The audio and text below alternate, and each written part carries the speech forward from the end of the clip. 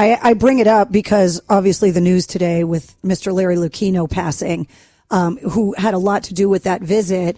So on a day like today, obviously honoring the legacy of Larry Lucchino and his history, not only with the Red Sox, but here with the Woo Sox as well. Is there a story about Larry that you would want to share?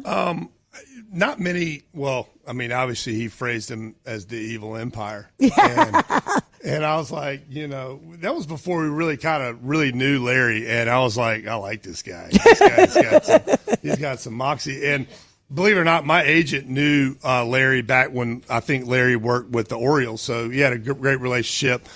And, to me, I think of Larry, for me, he was kind of an old school guy, old school baseball guy. And he wanted to put a winner on the field. He wanted guys to want to go out and win. I mean, not to say that they don't, but that's what he wanted. And how can we help get you guys there?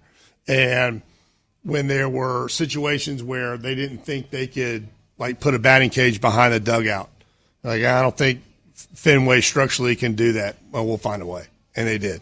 As far as adding on to the clubhouse, I mean, I was used to the clubhouse before, new ownership came in, but once we got the new clubhouse, it was like, wow, we got a lot more room in here.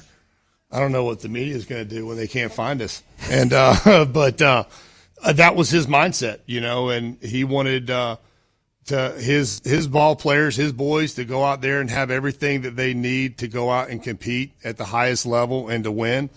And you got to love, playing for somebody like that. It makes you want to be that. And just the interactions, he was a winner. That's what he wanted to do. He wanted to make things happen, to put his organizations that he worked for in a position to win. And I know there's a lot of other tremendous attributes that he has. I know he had a loving heart, and he cared about this organization, cared about, I'm sure, Worcester, cared about his family. And but very unfortunate. I didn't know how sick he was. Obviously, him passing today, but he's got a pretty good seat for opening day.